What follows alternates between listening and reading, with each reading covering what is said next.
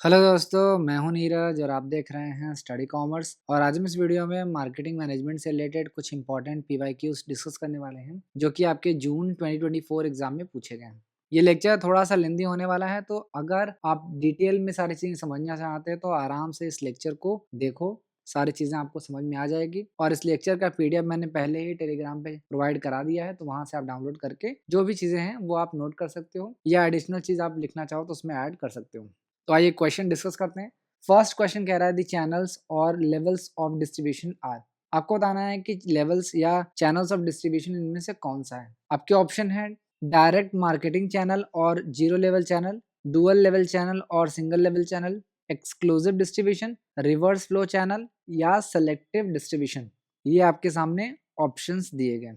तो सबसे पहले आपको लेवल्स ऑफ डिस्ट्रीब्यूशन समझ में आना चाहिए, लेकिन मैं आपको सारे टॉपिक्स में आपको इसी लेक्चर में बता दे रहा हूँ। मैं आपको जो भी आपके चैनल्स ऑफ डिस्ट्रीब्यूशन है वो क्या है, और लेवल्स ऑफ डिस्ट्रीब्यूशन जो है वो मैं बता दे रहा हूँ, और टाइप्स ऑफ डिस्ट्रीब्यूशन वो भी मैं आपको एक्सप्लेन करा दे रहा हूँ। तो सबसे पहले आप सारी चीजें समझ लो, फिर हम वापस से क्वेश्चन पे आएंगे। तो मैंने आपको 4 P's ऑफ मार्केटिंग के बारे में बताया था, जिसे हम मार्केटिंग मिक्स भी कहते हैं। इसमें 4 P's का मिक्सचर होता है। फर्स्ट होता है प्रोडक्ट, सेकंड होता है प्राइस, थर्ड होता है प्लेस और फोर्थ होता है प्रमोशन। तो ये 4 चीजों का एक मिक्सचर होता है, जिसे हम मार्केटिंग मिक्स या फिर 4 P's ऑफ मार्केटिंग के नाम से जानते हैं।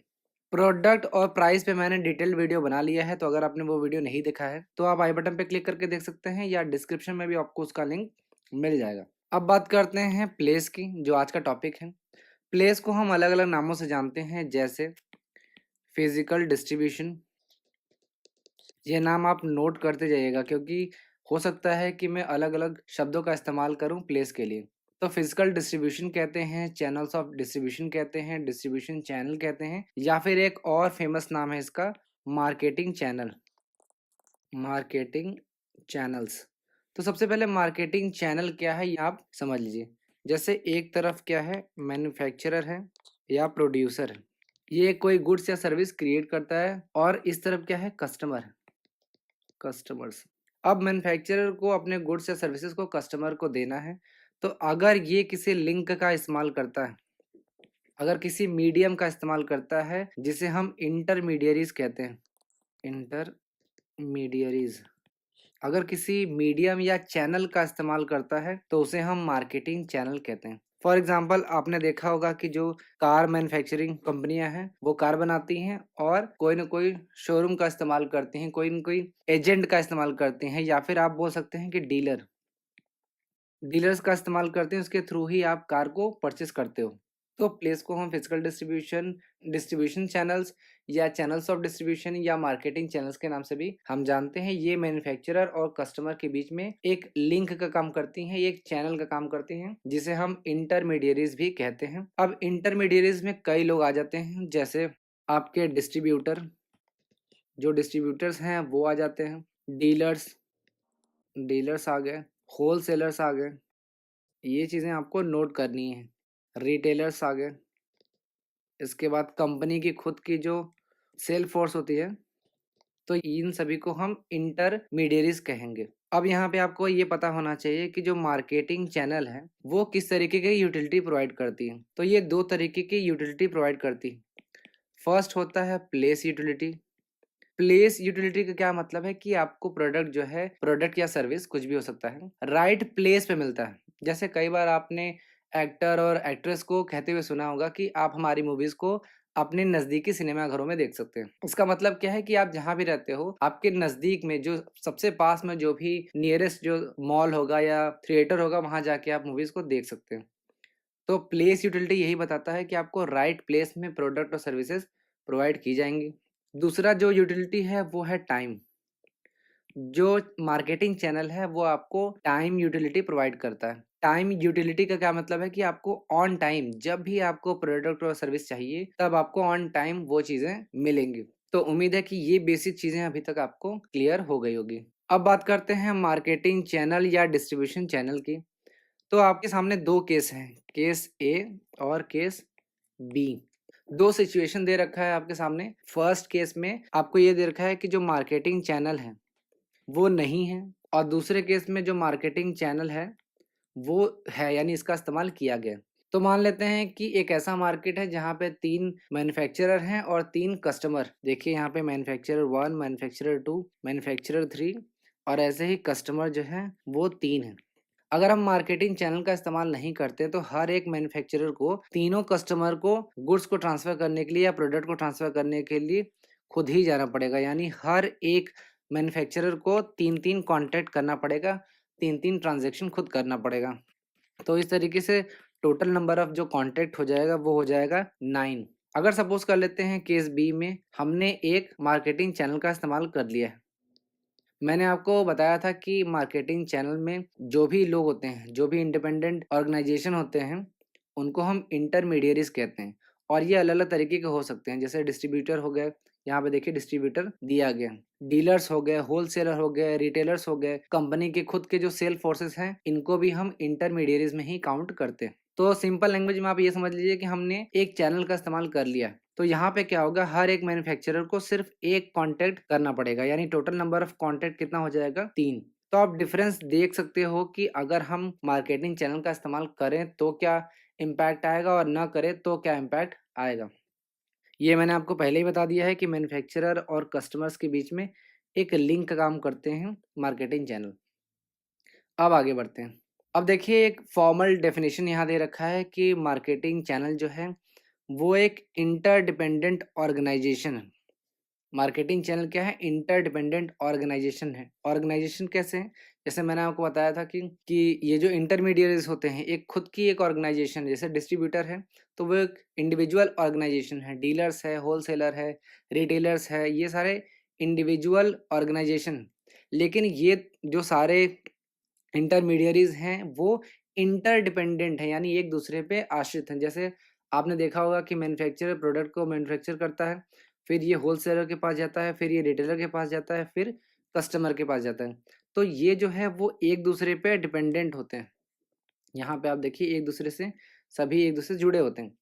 तो डिस्ट्रीब्यूशन चैनल क्या करता है कि जो आपका कस्टमर होता है या बिजनेस यूजर होता है, उसको प्रोडक्ट या सर्विस प्रोवाइड करने के लिए ये इंटरडिपेंडेंट ऑर्गेनाइजेशन जो हैं वो हेल्प करती हैं, काम करती हैं।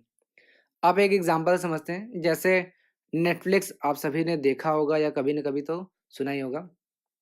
अर्ली 2000 में इन्होंने क्या किया कि जो भी अपने वीडियोज़ या जो सर्विसेज़ प्रोवाइड करते थे वो डीवीडी के थ्रू प्रोवाइड करते थे। जैसे आपने भी 90s के टाइम पे या अर्ली 2000 के टाइम पे भी आपने मूवीज़ देखने के लिए डीवीडीज़ परचेज़ किया होगा, सीडी, डीवीडीज़ ये सब चीज़ें परचेज़ करके ये लोग देखते थे। इवन जो गेमर्स हैं, वो भी गेम खेलने के लिए सीडीज़ परचेज़ करते थे और उसी में वो सारी चीज़ें सर्विसेज़ उनको प्रोवाइड की जाती थी। लेकिन 2007 में नेटफ्लिक्स ने अपना जो चैनल है, जो चैनल का तरीका है, वो चेंज कर दिया। अब इसने डिजिटल स्ट्रीमिंग करना स्टार्ट कर दिया, यानी कि अब आपको कोई फिज़िकल डीवीडी परचेज़ करने की ज़रूरत नहीं है सर्विस को अवेल करने के लिए। अब आप सीधे ऐप इंस्टॉल करो और डायरेक्ट ही जो भी मूवीज़ या जो भी वीडियो कंटेंट देखना है, वो आप देख सकते हो। तो यहाँ पे चैनल्स ऑफ डिस्ट्रीब्यूशन में आप चैनल्स तो पढ़ोगे ही, लेकिन आपको ये भी पता होना चाहिए कि किस तरीके से इवॉल्व कर रहा है, जो चैनल्स ऑफ डिस्ट्रीब्यूशन है, वो इवॉल्व कर रहा है। जैसे कई बार आप देखते होंगे कि यूट्यूब पे जो वीडियोज़ आती हैं, हालाँकि हम लोग के जो वीडियोज़ हैं, वो भी यूट्यूब पे ही आते हैं।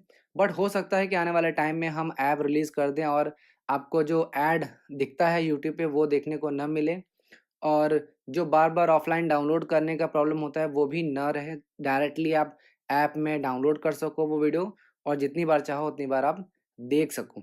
तो आपको रिवॉल्यूशंस भी देखना होगा किस तरीके से इवॉल्व हो रहा है मार्केटिंग चैनल। अब बात करते हैं चैनल की। तो चैनल 2 तरीके के हो सकते हैं। फर्स्ट है कंज्यूमर मार्केटिंग चैनल्स और दूसरा है इंडस्ट्रियल मार्केटिंग चैनल्स। अब वो चैनल जो फाइनल कंज्यूमर को गुड्स पहुंचाने के लिए काम करते हैं, उन्हें हम कंज्यूमर मार्केटिंग चैनल कहते हैं। और जो इंडस्ट्रियल कंज्यूमर को, वो चैनल जो इंडस्ट्रियल कंज्यूमर को जो प्रोडक्ट है वो पहुंचाने का काम करते हैं, उसे हम इंडस्ट्रियल मार्केटिंग चैनल कहते हैं। अब ये जो चैनल्स हैं दोनों, चाहे वो कंज्यूमर मार्केटिंग चैनल हो, चाहे इंडस्ट्रियल मार्केटिंग चैनल हो, दोनों ही 2 तरीके के हो सकते हैं। फर्स्ट होता है डायरेक्ट मार्केटिंग चैनल और दूसरा होता है indirect marketing channel. Direct marketing channel में कोई भी लिंक का इस्तेमाल नहीं किया जाता, यानी मैन्युफैक्चरर जो है वो डायरेक्टली कंज्यूमर को प्रोडक्ट पहुंचा रहा होता है। इनडायरेक्ट में क्या होता है कि हम किसी चैनल का इस्तेमाल करते हैं। जैसे यहाँ पे देखिए कि फर्स्ट जो है वो डायरेक्ट चैनल का एग्जांपल है। डायरेक्ट मार्केटिंग चैनल का एग्जांपल ये है, क्योंकि यहाँ पे मैन्युफैक्चरर जो है वो सीधे कंज्यूमर को प्रोडक्ट पहुंचा रहा है, कोई भी इंटरमीडियरीज यहाँ पे इन्वॉल्व नहीं। बाकी जो तीनों हैं यहाँ से यहाँ तक, ये क्या है, इनडायरेक्ट है। Indirect marketing channel. Indirect marketing channel में क्या होगा कि एक या एक से अधिक इंटरमीडियरीज का इस्तेमाल हम करते हैं। आगे चल के मैं आपको बताऊंगा। इंडस्ट्रियल मार्केटिंग चैनल में क्या होता है कि जो इंडस्ट्रियल कस्टमर्स हैं उनको गुड्स पहुंचाने का काम किया जाता है। ये भी दो तरीके के हो सकते हैं। फर्स्ट होता है डायरेक्ट, दूसरा होता है इनडायरेक्ट। डायरेक्ट में क्या होता है, कोई भी मीडिएटर नहीं होता। इनडायरेक्ट में क्या है, मीडिएटर का इस्तेमाल किया जाता है, जैसे आप यहाँ देख सकते हैं। अब डिटेल में इसको जान लेते हैं। तो सबसे पहले चैनल लेवल्स जान लेते हैं। लेवल्स क्या मतलब है, लेयर्स। कितने लेयर्स इंटरमीडिएट्स के हैं, इन्हें हम चैनल लेवल्स कहते हैं। जैसे यहाँ पे आप देखो, यहाँ पे एक लेवल है, यहाँ पे एक और दो है, यहाँ पे एक दो तीन लेवल है। यहाँ पे आप देख सकते हैं लिखा भी है 1 लेवल, 2nd और 3rd लेवल। तो चैनल लेवल्स का क्या मतलब है कि लेयर ऑफ इंटरमीडिएरीज, कितना लेयर आपने इंटरमीडिएट्स का लगाया है। तो चैनल लेवल्स दो तरीके के हो सकते हैं। फर्स्ट है डायरेक्ट मार्केटिंग चैनल, सेकंड है इनडायरेक्ट मार्केटिंग चैनल। एक एक करके देखते हैं। फर्स्ट है direct marketing channel. Direct marketing channel में कोई भी इंटरमीडिएरीज नहीं है। जैसे यहाँ पे देखो, मैन्युफैक्चरर और कंज्यूमर ये सिर्फ दो हैं। ये तो हर में रहेंगे, चाहे कोई भी मार्केटिंग चैनल हो उसमें मैन्युफैक्चरर और कस्टमर्स तो होंगे ही, कंज्यूमर होंगे ही। इसे हम जीरो लेवल चैनल भी कहते हैं। डायरेक्ट मार्केटिंग में ध्यान रखिएगा कि कोई भी इंटरमीडियरी इन्वॉल्व नहीं होता है। मैन्युफैक्चरर डायरेक्ट कंज्यूमर को प्रोडक्ट डिलीवर करता है और इसे हम जीरो लेवल चैनल भी कहते हैं। अब बात करते हैं इनडायरेक्ट मार्केटिंग चैनल की। इसमें एक या एक से अधिक इंटरमीडियरी इन्वॉल्व होंगे।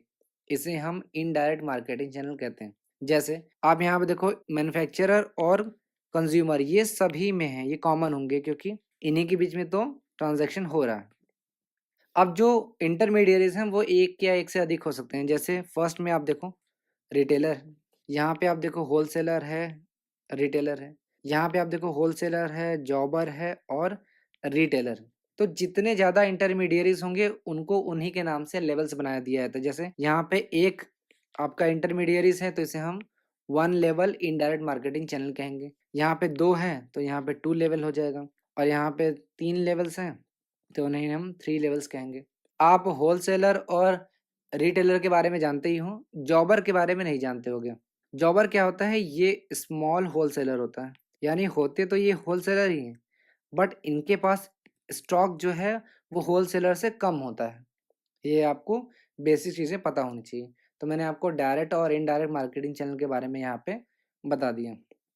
अब यहाँ पे देखिए कंज्यूमर मार्केटिंग चैनल को एक बार आप देख लीजिए। यहाँ पे कोई भी इंटरमीडिएट्स नहीं होगा, इसे हम जीरो लेवल कहेंगे, और जितने इंटरमीडिएट्स होंगे उनको उन्हीं के नाम पे कहेंगे। जैसे एक इंटरमीडिएरी है तो उसे 1 लेवल मार्केटिंग चैनल कहेंगे, 2 इंटरमीडिएरी है तो 2 लेवल हो जाएगा, और 3 है तो 3 हो जाएगा। यहाँ पे एक चीज़ आपको पता होना चाहिए कि अगर हम प्रोड्यूसर के या फिर मैन्युफैक्चरर के पॉइंट ऑफ व्यू से देखें तो जितना ज़्यादा लेवल होगा, यानी जितना अधिक लेवल्स का इस्तेमाल एक मैन्युफैक्चरर या प्रोड्यूसर करेगा, उतना ही कम उसके ऊपर कंट्रोल होगा अपने इंटरमीडिएरीज पे, और उतना ही कॉम्प्लेक्स होता जाएगा ये मार्केटिंग चैनल, यानी उसको मैनेज करना काफ़ी टफ हो जाएगा।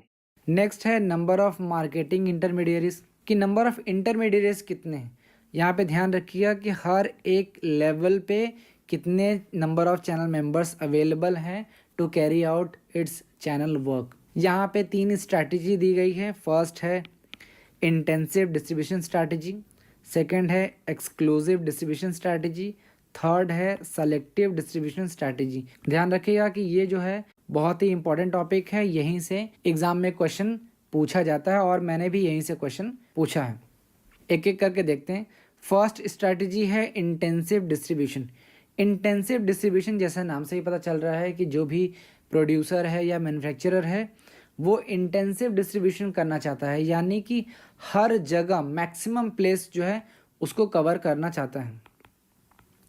मैक्सिमम प्लेस को ये कवर करना चाहता है, तो हर जगह, लगभग हर जगह प्रोडक्ट को बेचने की कोशिश की जाती है। जनरली जो कन्वीनियंस प्रोडक्ट बनाने वाले प्रोड्यूसर हैं या जो रॉ मटेरियल बनाने वाले प्रोड्यूसर हैं वो इंटेंसिव डिस्ट्रीब्यूशन का इस्तेमाल करते हैं। कन्वीनियंस प्रोडक्ट का क्या मतलब है, जो कि आपके घर के आसपास मिल जाए, जैसे टूथपेस्ट हो गया, कैंडी हो गया, आइसक्रीम हो गया, ये सब चीज़ें आपके घर के एकदम पास में मिल सकती हैं। तो इंटेंसिव डिस्ट्रीब्यूशन में आप ध्यान रखिएगा कि कन्वीनियंस प्रोडक्ट के केस में हम इंटेंसिव डिस्ट्रीब्यूशन का इस्तेमाल करते हैं और यहाँ पे जितने ज़्यादा आउटलेट्स पॉसिबल हैं उतने आउटलेट्स पे जो भी प्रोडक्ट है उसको अवेलेबल कराने की कोशिश करता है। और इंटेंसिव डिस्ट्रीब्यूशन का जो ऑब्जेक्टिव होता है वो होता है ब्रांड एक्सपोजर, यानी ज़्यादा से ज़्यादा मार्केट में उसको एक्सपोजर मिले और कंज्यूमर कन्वीनियंस, यानी कंज्यूमर के घर के पास में ये सारे प्रोडक्ट मिल जाएं। जैसे कोलगेट का आप एग्जाम्पल यहाँ पे देख सकते हैं।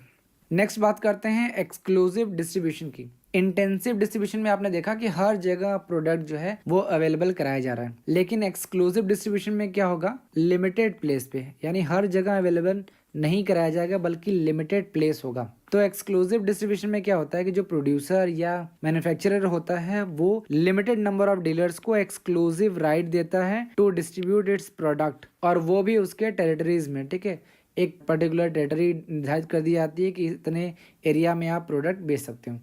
और जो एक्सक्लूसिव डिस्ट्रीब्यूशन है वो इंटेंसिव डिस्ट्रीब्यूशन का ठीक उल्टा है। इंटेंसिव में आप हर जगह प्रोडक्ट को बेचने की कोशिश करते हो और एक्सक्लूसिव में आप लिमिटेड जगह पे, यानी कि लिमिटेड डीलर को एक्सक्लूसिव राइट देते हो प्रोडक्ट और सर्विसेज को डिस्ट्रीब्यूट करने के लिए।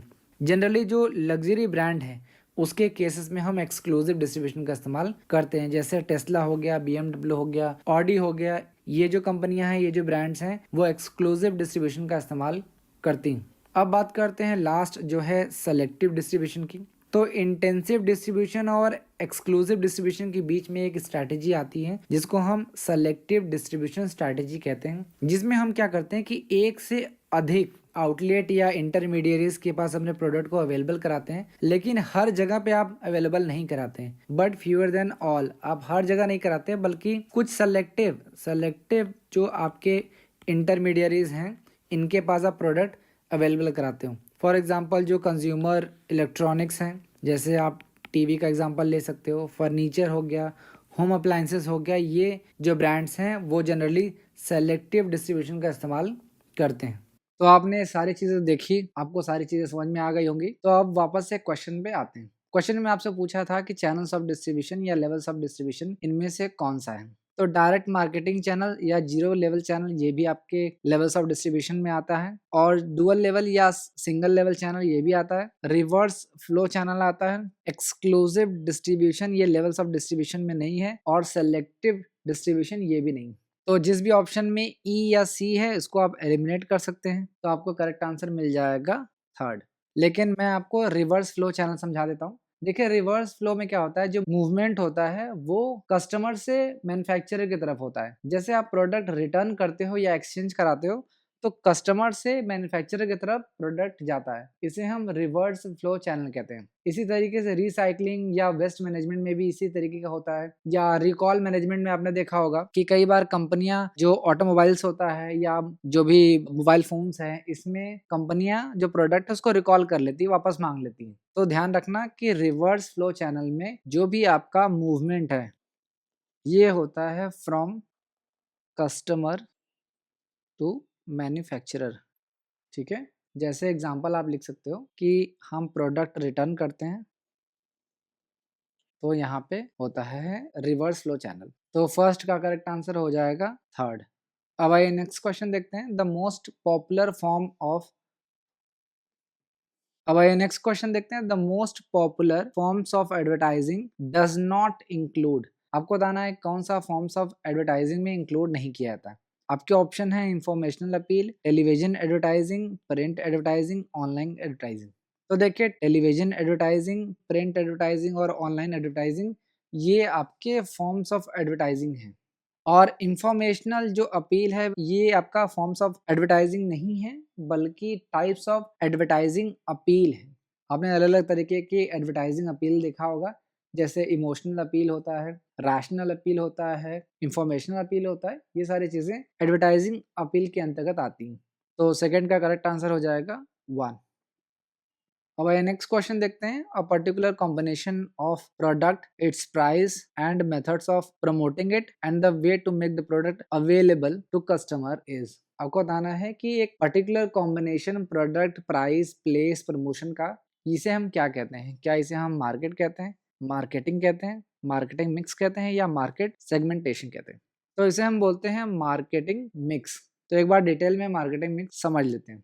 अब आइए देखते हैं कॉन्सेप्ट ऑफ मार्केटिंग मिक्स, यानी मार्केटिंग मिक्स का कॉन्सेप्ट किसने दिया है। तो सबसे पहले मार्केटिंग मिक्स का जो आइडिया है वो दिया है प्रोफेसर नील एच बोर्डन ने, जो कि हार्वर्ड यूनिवर्सिटी के प्रोफेसर हैं। इन्होंने जून 1964 में जर्नल ऑफ एडवर्टाइजिंग रिसर्च में the concept of marketing mix नामक शीर्षक में मार्केटिंग मिक्स के बारे में बताया। शीर्षक यानी टाइटल आप याद रखिएगा, the concept of marketing mix. इन्होंने मार्केटिंग स्ट्रेटजीज के बारे में बताते हुए ये कहा था कि मार्केटिंग मेथड्स और पॉलिसीज के कुछ कॉम्बिनेशन होते हैं, जिसको इन्होंने मिक्स कहा था। तो इन्होंने मार्केटिंग स्ट्रेटजीज के बारे में बताते हुए ये कहा था कि मार्केटिंग मेथड्स और पॉलिसीज के कुछ कॉम्बिनेशंस होते हैं, जिन्हें मार्केटिंग मैनेजर मार्केटिंग स्ट्रेटजीज के निर्माण के समय यानी मार्केटिंग स्ट्रेटजीज के क्रिएशन के समय अपना सकता है। किंतु उनमें से एक ऑप्टिमम कॉम्बिनेशन होता है जो मैक्सिमम प्रॉफिट देता है। तो इन्होंने ऑप्टिमम कॉम्बिनेशन के बारे में बताया था। और ऑप्टिमम कॉम्बिनेशन कौन होगा? जो मैक्सिमम प्रॉफिट देता होगा। तो यहाँ पे सिर्फ आपको ये याद रखना है कि मार्केटिंग मिक्स का जो आइडिया है वो प्रोफेसर नील एच बोर्डन ने दिया है। अब आते हैं मीनिंग ऑफ मार्केटिंग मिक्स के बारे में कि मार्केटिंग मिक्स क्या है। मार्केटिंग मिक्स, जैसे मिक्स से आप समझ रहे हैं कि एक मिक्सचर है, यानी कि एक एडिक्वेट मिक्सचर है 4 पीस का। कंज्यूमर के नीड और वांट्स को पूरा करने के लिए 4 पीस का एक मिक्सचर, एक कॉम्बिनेशन ही मार्केटिंग मिक्स है। और ये 4 पीस कौन कौन से हैं? ये है प्रोडक्ट, प्राइस, प्रमोशन और प्लेस। प्लेस को हम फिजिकल डिस्ट्रीब्यूशन के नाम से भी जानते हैं। यहाँ पे ध्यान रखने वाली बात ये है कि शुरुआत में जब भी मार्केटिंग मिक्स की बात होती थी तो वो सिर्फ एक प्रोडक्ट के लिए, एक फिजिकल प्रोडक्ट के लिए ही बनाए गए थे। सर्विस मार्केटिंग के लिए मार्केटिंग मिक्स नहीं दिया गया था, ये आप ध्यान रखिएगा। अब कुछ एग्जाम के लिए इंपॉर्टेंट पॉइंट्स हैं जो आपको ध्यान रखना होगा। जैसे मार्केटिंग मिक्स की जो अवधारणा है, जो आइडिया है, वो सबसे पहली बार किसने दिया था? तो वो दिया था प्रोफेसर नील एच बोर्डन ने। और प्रोफेसर बोर्डन ने 12 एलिमेंट्स या इंग्रेडिएंट्स के बारे में भी बात की थी, तो ये भी आप ध्यान रखिएगा। 4 पीस का जो कॉन्सेप्ट है वो दिया था मैकार्थी ने। और मॉडर्न टाइम में जो मार्केटिंग मिक्स है उसको दिया है फिलिप कोटलर ने। 3 पीस के बारे में दिया है बूम्स और बिटनर ने। 4 सीज के बारे में बताया है प्रोफेसर रॉबर्ट लॉटेनबॉर्न ने। 8 पीस के बारे में बताया है बॉम गार्टनर ने। 2 पीस के बारे में बताया है स्टैन पॉलीवॉर्डर ने। तो ये कुछ इंपॉर्टेंट पॉइंट्स हैं जो आपके एग्जाम पॉइंट ऑफ व्यू से जरूरी हैं, इनको आप याद रखिएगा। नेक्स्ट है डेफिनेशन, ये आप खुद से पढ़ सकते हैं। अब आते हैं design of marketing mix. Marketing mix के अंतर्गत हम देखते हैं कि 4 पीस को इंक्लूड किया जाता है। जैसे मैंने आपको बताया कि 4 पीस में प्रोडक्ट, प्राइस, प्रमोशन और प्लेस आता है। तो फॉर एग्जांपल एक कंपनी ले लेते हैं एप्पल। तो एप्पल के लिए कौन कौन सा प्रोडक्ट होगा? एप्पल के लिए आईफोन एक प्रोडक्ट है, आईपैड, मैकबुक, ये प्रोडक्ट हैं। प्राइस क्या होगा? फॉर एग्जांपल मान लेते हैं कि 14,000 से लेके 10 लाख रुपए तक एप्पल जो है अपना प्रोडक्ट बेचता है। प्रमोशन मान लेते हैं यूट्यूब, जिस पे आप ये वीडियो देख रहे हैं, यूट्यूब वगैरह, यहाँ पे प्रमोशन करता है, एडवर्टीजमेंट करता है कंपनी। प्लेस का मतलब ये है कि कंपनी कहाँ पे अपना प्रोडक्ट बेच सकता है। तो फॉर एग्जांपल ये मान लेते हैं कि एप्पल जो है आईफोन एप्पल स्टोर पे बेचता है, जिसको हम एस्पायर कहते हैं, वहाँ बेचता है। या फिर आप ये मान सकते हैं कि फ्लिपकार्ट, अमेजोन या इसी तरीके से कोई भी आप प्लेटफॉर्म मान सकते हैं। तो मार्केटिंग मिक्स के अंतर्गत कौन कौन सी चीजें आती हैं? Product, price, promotion, place. यानी एक कंपनी के लिए उनके प्रोडक्ट कौन कौन से हैं, वो किस प्राइस पे उसको बेचते हैं, उसकी एडवर्टीजमेंट कहाँ कहाँ करते हैं और उसको किस तरीके से कंज्यूमर को अवेलेबल कराते हैं। अब डिस्कस करते हैं 4 Ps of marketing mix according to McCarthy. तो मैकार्थी का पूरा नाम एडमंड जेरोम मैकार्थी है। He was a professor of Michigan State University, USA. He is also a consultant and author. इन्होंने अपनी प्रसिद्ध बुक जिसका नाम था बेसिक मार्केटिंग मैनेजरियल अप्रोच, जो कि 1960 में पब्लिश हुए थे, इसमें इन्होंने मार्केटिंग मिक्स के बारे में 4 पीस के बारे में बताया। यहाँ पे ये ध्यान रखिएगा कि 4 पीस केवल प्रोडक्ट के लिए दिया गया था, सर्विस मार्केटिंग के लिए अभी भी नहीं बताया गया है। सर्विस मार्केटिंग के लिए अलग से फ्यूचर में बताया गया। तो इनके हिसाब से 4 पीस क्या थे? प्रोडक्ट, प्राइस, प्लेस और प्रमोशन। अब आइए 4 पीस को डिटेल में डिस्कस करते हैं। सबसे पहले है प्रोडक्ट। तो प्रोडक्ट कोई भी आइटम हो सकता है जो किसी कंज्यूमर के नीड और वांट्स को सेटिस्फाई करता हो। प्रोडक्ट टेंजिबल भी हो सकता है और इनटेंजिबल भी हो सकता है। टेंजिबल मतलब जिसको हम टच कर सकते हैं, गुड्स, और इनटेंजिबल जिसको हम टच नहीं कर सकते, जैसे सर्विसेज, आइडिया, एक्सपीरियंस। यहाँ पे ध्यान रखिएगा कि प्रोडक्ट के लिए ही 4 पीस दिया गया था, लेकिन मैंने यहाँ पे सर्विसेज को भी इंक्लूड कर दिया है क्योंकि आपको आगे सर्विस मार्केटिंग के बारे में डिस्कस करना है। तो प्रोडक्ट के फीचर्स या एलिमेंट कौन कौन से होंगे, जैसे प्रोडक्ट का वेरायटी कितना है, प्रोडक्ट की क्वालिटी क्या है, प्रोडक्ट का डिजाइन क्या है, उसमें फीचर कौन कौन से हैं, कौन कौन से ब्रांड नेम से वो मार्केट में जा रहा है, पैकेजिंग क्या है, वारंटी क्या है, गारंटी उस प्रोडक्ट की कितनी है। ये सब सारी चीजें प्रोडक्ट के अंतर्गत आती हैं। दूसरा होता है प्राइस। प्राइस वो अमाउंट होता है जो कस्टमर को पे करना पड़ता है उस प्रोडक्ट को खरीदने के लिए। इसके अंतर्गत लिस्ट प्राइस आता है, डिस्काउंट आता है, अलाउंसेस आता है, पेमेंट मेथड आता है कि वो डेबिट कार्ड, क्रेडिट कार्ड या किस तरीके से उसको पेमेंट कर सकते हैं। क्रेडिट टर्म्स आता है कि ईएमआई पे खरीद सकते हैं या नहीं खरीद सकते हैं, या जो भी अदर क्रेडिट टर्म्स होते हैं उसको भी हम प्राइस के अंतर्गत इंक्लूड करते हैं। तीसरा है प्लेस, या इसको फिजिकल डिस्ट्रीब्यूशन के नाम से भी जानते हैं।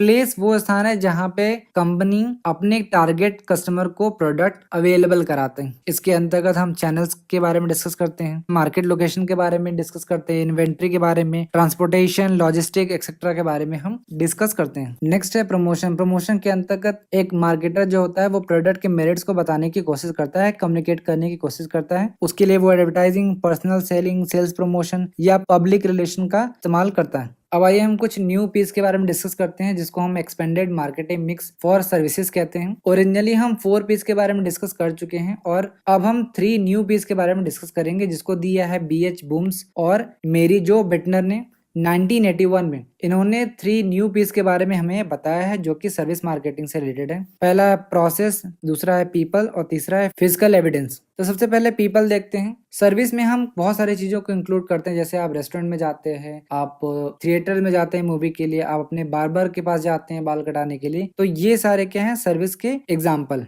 तो पीपल में सबसे पहले हम बार्बर का एग्जाम्पल ले सकते हैं जो बहुत कॉमन एग्जाम्पल है। तो आप एक बार्बर के पास जाते हो तो वो कैसा है, वो कितना ट्रेंड है, इन सारी चीजों को हम पीपल के अंतर्गत इंक्लूड करते हैं जो सर्विस में इन्वॉल्व होते हैं डायरेक्टली। दूसरा होता है प्रोसेस। तो जो भी कंपनी या मार्केटर जो सर्विस दे रहा होता है उसमें कौन कौन से प्रोसेस इन्वॉल्व होते हैं। फॉर एग्जाम्पल अगर मैं मैकडोनल्ड की बात करूं तो वहां पे जो भी बर्गर मिलता है वो सेम टेस्ट का मिलता है, यानी जितनी बार भी आप जाएं वो सेम टेस्ट का मिलता है। तो उसका मतलब है कि वहां पे जो प्रोसेस होता है वो स्टैंडर्डाइज होता है, यानी कि एक स्टैंडर्ड सेट कर दिया जाता है, उतने ही क्वांटिटी उतना ही समय तक उसको पकाया जाता है, यानी उसका जो प्रोसेस होता है वो यूनिवर्सल होता है, वो सेम होता है। तीसरा होता है फिजिकल एविडेंस। फिजिकल एविडेंस में हम एम्बियंस को इन्वॉल्व कर सकते हैं। फॉर एग्जांपल आप 5 स्टार होटल में जाते हैं तो आप कुछ चीजों को पहले से अज्यूम कर लेंगे कि वहाँ पे एसी होगा, वहाँ पे साफ सफाई होगा, वहाँ का खाना बहुत स्वादिष्ट होगा। तो ये फिजिकल एविडेंस है। तो सर्विस मार्केटिंग में जो 3 पीस हैं वो उनके नाम आपको याद रखने जरूरी हैं। अब हम 8 पीस के बारे में बात करेंगे जिसको दिया है बॉमगार्टनर ने 1991 में। ये आप 8 पीस आपको याद रखने जरूरी नहीं है, लेकिन आप ये याद रखिएगा कि 8 पीस जो है वो बॉमगार्टनर ने 1991 में दिया है। अब आइए देखते हैं 2 पीस ऑफ मार्केटिंग। तो 2 पीस ऑफ मार्केटिंग को दिया है प्रोफेसर स्टैन पॉलीवोडा जो कि यूनिवर्सिटी ऑफ कलगरी, अल्बर्टा, कनाडा के प्रोफेसर हैं। इन्होंने अपनी famous book the sense of international marketing में 2 पीस को बताया है। इन्होंने जो 2 पीस दिए हैं वो है पावर और दूसरा है प्रेसिडेंट। प्रोफेसर पॉलीवोडा ने ये बताया कि किसी भी ऑर्गेनाइजेशन को सफल बनाने के लिए 3 प्रकार के पावर की आवश्यकता होती है, नॉलेज, मनी और मसल्स। तो नॉलेज को उन्होंने बहुत ज्यादा इंपॉर्टेंस दिया, इसीलिए इन्होंने एक डेफिनेशन भी दी कि knowledge has become the global community. तो नॉलेज को उन्होंने ग्लोबल कम्युनिटी कहा है, तो ये भी आपको डेफिनेशन याद होना जरूरी। दूसरा है प्रेसिडेंट। प्रेसिडेंट का मतलब ये है कि अगर आप कोई भी डिसीजन पास्ट में लेते हो तो फ्यूचर में उसी के आधार पे आप एक एग्जाम्पल समझ के उसको फ्यूचर में उसी तरीके का डिसीजन लिया जाना चाहिए। इसके अंतर्गत कोई भी घटना पहले घटी होती है उसको आधार मानकर हम निर्णय भविष्य में लेते हैं। नेक्स्ट टॉपिक है इंपॉर्टेंस ऑफ मार्केटिंग मिक्स। तो सबसे पहले इंपॉर्टेंस दिया गया है help in understanding the marketing, यानी मार्केटिंग मिक्स हमें मार्केटिंग को समझने में हेल्प करता है। इसके अंतर्गत मार्केटिंग मिक्स के उचित प्रयोग से एक मार्केटर जो होता है वो कस्टमर के जो नीड एंड वांट्स होता है उसको सेटिस्फाई करता है और इस तरीके से कस्टमर सेटिस्फेक्शन द्वारा प्रॉफिट हम अर्न कर सकते हैं। दूसरा है गाइडेंस एंड पॉन्डरेशन। गाइडेंस का मतलब आप जानते हैं मार्गदर्शन। तो एक मार्केटिंग मैनेजर को क्या करना चाहिए रिगार्डिंग मार्केटिंग प्रॉब्लम्स, उसके लिए ये गाइडेंस प्रोवाइड करता है। इसके अलावा फाउंडेशन का मतलब होता है चिंतन। तो इसके अलावा टोटल मार्केटिंग प्रोग्राम कैसा हो, इसके लिए भी यह चिंतन की क्रिया में सहायता करता है। आखिरी है बेटर यूटिलाइजेशन ऑफ रिसोर्स। तो मार्केटिंग मिक्स हमें ये बताता है कि हमारे पास जो भी उपलब्ध साधन है उनका हम किस तरीके से उचित प्रयोग कर सकते हैं। तो अभी आपने डिटेल में मार्केटिंग मिक्स समझा, और एक और ऑप्शन यहाँ पे दिया गया है मार्केट सेगमेंटेशन। मार्केट सेगमेंटेशन के बारे में मैंने डिटेल में पहले ही लेक्चर बना लिया है, तो अगर आपने वो वीडियो नहीं देखा है तो आप आई बटन पे क्लिक करके देख सकते हैं, या डिस्क्रिप्शन में भी आपको उसका लिंक मिल जाएगा, वहां से भी आप इस लेक्चर को देख सकते हैं। अब बढ़ते हैं आगे। अब आइए नेक्स्ट क्वेश्चन देखते हैं। Arrange the marketing logistic decision in a proper sequence beginning from start to end. आपको क्वेश्चन में पूछा जा रहा है कि मार्केटिंग लॉजिस्टिक डिसीजन में कौन कौन से स्टेप्स लिए जाते हैं, उनको आप सीक्वेंस में बताइए। आपके ऑप्शन है order processing, inventory, warehousing, transportation. ये आपके सामने ऑप्शंस दिए गए। तो सबसे पहले आपको यही पता होना चाहिए कि मार्केटिंग लॉजिस्टिक डिसीजन का मतलब क्या है। देखिए, फिलिप कोटलर ने ये बताया कि जो भी प्रोड्यूसर है या मैन्युफैक्चरर है, वो क्या करता है कि प्रोडक्ट बनाता है, उसे कंज्यूमर तक पहुंचाता है। कंज्यूमर तक पहुंचाता क्यों है? क्योंकि कंज्यूमर के जो नीड्स एंड वांट्स है उसको वो पूरा करना चाहता है और बदले में प्रॉफिट जनरेट करता है। तो जो भी गुड्स होते हैं या मटेरियल है या जो भी रिलेटेड इंफॉर्मेशन है, उसका फिजिकल फ्लो जो है, यहाँ पे मैं लिख देता हूँ, फिजिकल जो फ्लो है यही मार्केटिंग लॉजिस्टिक के अंतर्गत आता है। मैं आपको एक बार फिर बता दे रहा हूँ कि पॉइंट ऑफ ओरिजिन से point of consumption. Point of origin का क्या मतलब है? जहाँ पे प्रोडक्ट बनाया जा रहा है। और पॉइंट ऑफ कंजम्पशन का क्या मतलब है? जहाँ पे प्रोडक्ट कंज्यूम किया जाता है। ये सारी चीजें मैनेज करने के लिए आपको प्लानिंग करना होगा, उसको इम्प्लीमेंट करना होगा और कंट्रोल करना होगा। तो ये सारी चीजें जो डिसीजन लिए जाती हैं उसे ही हम मार्केटिंग लॉजिस्टिक डिसीजन कहते हैं। और हर फर्म को जो कि प्रोड्यूस कर रही है या मैन्युफैक्चर कर रही है प्रोडक्ट, उसे 4 मेजर डिसीजन लेना होता है अबाउट इट्स लॉजिस्टिक्स। पहला होता है ऑर्डर प्रोसेसिंग। ऑर्डर प्रोसेसिंग का क्या मतलब है? How should we handle orders. हम ऑर्डर किस तरीके से हैंडल करेंगे, कितने समय में ऑर्डर आएगा, कितने समय में हम सारी प्रोसेसिंग करेंगे, सारी चीजें मैनेज करेंगे और उसको डिलीवर करेंगे। ये सारी चीजें ऑर्डर प्रोसेसिंग के अंतर्गत आती हैं। दूसरा स्टेप आता है इन्वेंट्री। इन्वेंट्री में हम क्या करते हैं?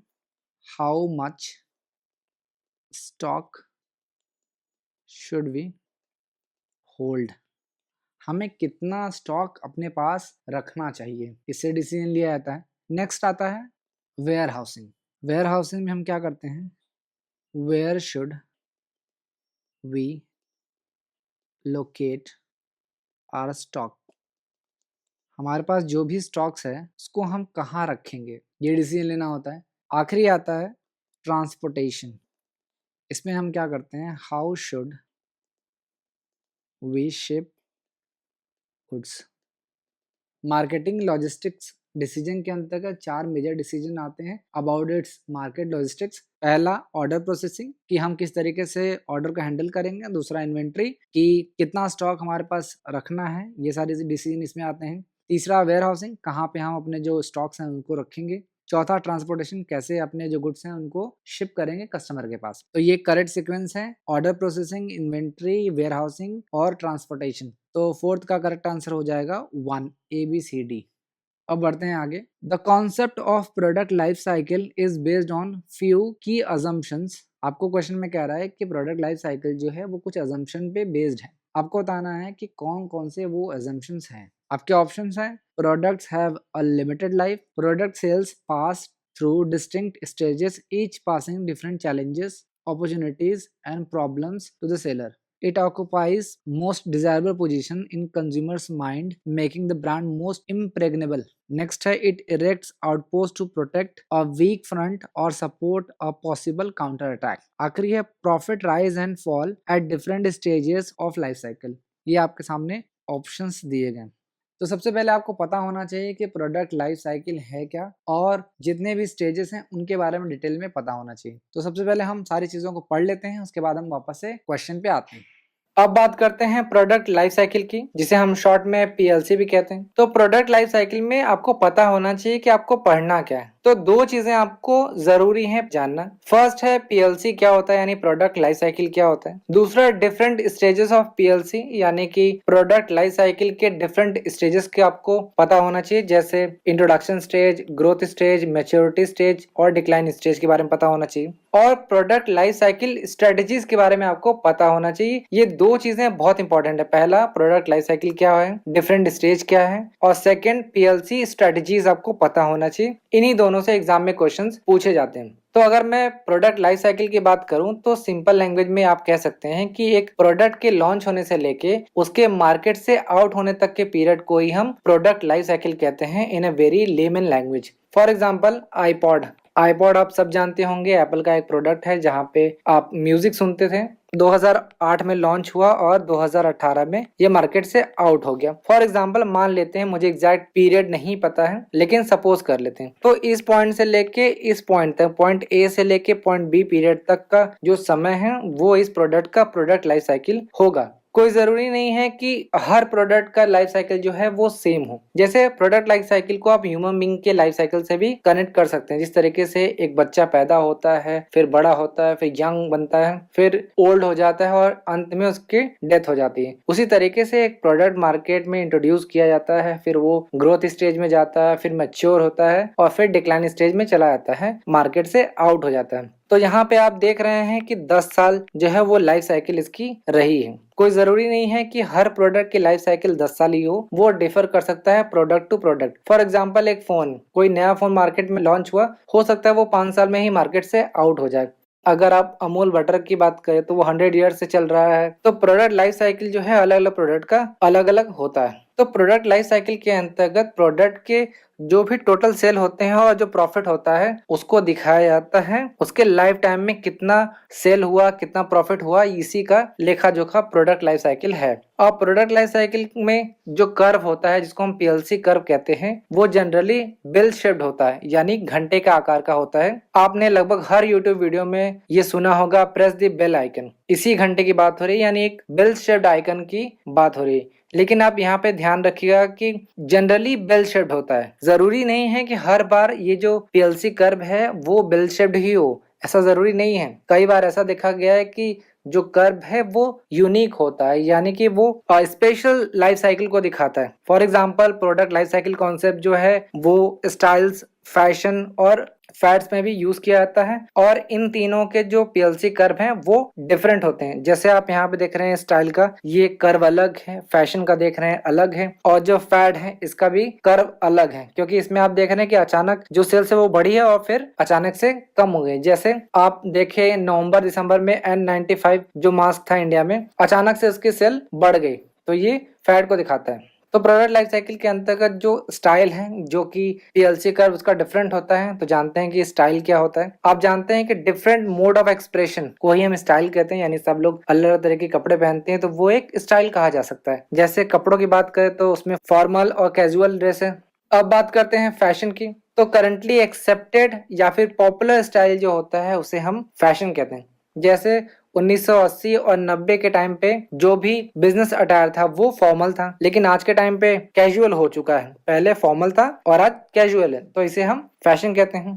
थर्ड है फैड। फैड में क्या होता है कि अचानक फ्लक्चुएशन होता है, अनयूजुअल हाई सेल्स आप देखते हैं, और ये टेम्पररी पीरियड के लिए होता है, यानी कि लॉन्ग टर्म में नहीं होता है बल्कि टेम्पररी पीरियड के लिए होता है। अब उसका बहुत सारा रीजन हो सकता है, चाहे वो ब्रांड की पॉपुलैरिटी हो, चाहे इमीडिएट जो प्रोडक्ट है उसकी पॉपुलैरिटी काफी हो जाए, इसके वजह से ये जो शेप है वो इस तरीके से बन जाता है।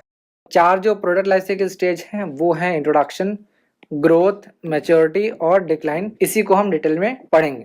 तो मैंने आपको बताया कि इंट्रोडक्शन स्टेज में जो प्रोडक्ट है उसको फर्स्ट टाइम लॉन्च किया जाता है, और लॉन्च करने में काफी टाइम लगता है क्योंकि इससे पहले न्यू प्रोडक्ट डेवलपमेंट स्टेज में काफी समय लगता है, उसके बाद ही इस प्रोडक्ट को लॉन्च किया जाता है। यहाँ पे जो भी सेल्स है वो बहुत ही कम होता है। प्रॉफिट नेगेटिव होता है या फिर कम होता है, और जो भी एक्सपेंसेस है वो काफी ज्यादा होता है, प्रमोशनल एक्सपेंसेस हैं वो भी काफी ज्यादा होता है। और यहाँ पे जो स्ट्रेटजी अपनाई जाती है वो ये है कि चूंकि ज्यादातर लोगों को, जो कस्टमर्स होते हैं, उनको इस प्रोडक्ट के बारे में पता नहीं होता है, इसलिए ज्यादा से ज्यादा अवेयरनेस फैलाया जाता है कि प्रोडक्ट के बारे में कस्टमर को पता चले, और जो भी कंपनियां हैं वो बेसिक वर्जन लॉन्च करती हैं प्रोडक्ट की। नेक्स्ट बात करते हैं ग्रोथ स्टेज की।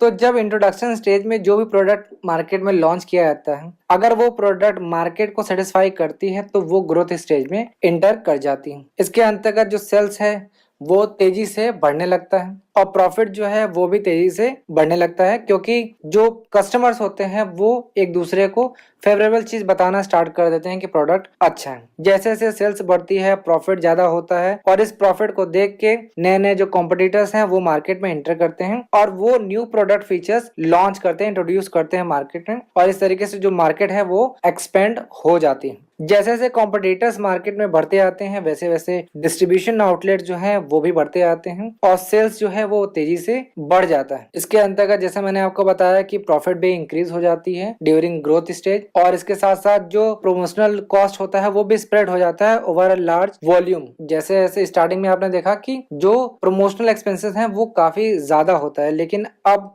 ग्रोथ स्टेज में क्या होता है, प्रमोशनल जो कॉस्ट होता है वो फैल जाता है बाकी जो प्रोडक्ट है उनके यूनिट्स पे। फर्म जो होती है ग्रोथ स्टेज में सेवरल स्ट्रेटजीज अपनाती हैं ताकि तेजी से मार्केट ग्रोथ कर सके। इसके अलावा ग्रोथ स्टेज में न्यू मार्केट सेगमेंट में जो फर्म है वो एंटर करती है, और नए नए डिस्ट्रीब्यूशन चैनल में भी इन्वेस्ट करती है। इसके अलावा प्रोडक्ट में अलग अलग एक्सटेंशन किया जाता है, उसके सर्विस वारंटी में एक्सचेंज किया जाता है। इसके अलावा प्राइस में कमी की जाती है, यानी पेनिट्रेटिव प्राइसिंग स्ट्रेटजी अपनाई जाती है ताकि ज्यादा से ज्यादा कस्टमर्स को हम इन्वाइट कर सकें। ज्यादा से ज्यादा पैसे इन्वेस्ट किए जाते हैं ऑन प्रोडक्ट इंप्रूवमेंट, प्रमोशन और डिस्ट्रीब्यूशन पे, ताकि कंपनी जो है वो एक मार्केट का डोमिनेटिंग पोजीशन हासिल कर सके। और ग्रोथ स्टेज इस तरीके से बढ़ती रहती है, और ये लंबे समय तक चलने के बाद नेक्स्ट स्टेज में हम पहुंच जाते हैं जो कि है मैच्योरिटी स्टेज। मैच्योरिटी स्टेज में आप देखते हैं कि मैक्सिमम जो सेल्स है, मैक्सिमम जो प्रॉफिट होता है वो मैच्योरिटी स्टेज में ही होता है। उसके बाद जो भी सेल्स ग्रोथ है वो स्लो डाउन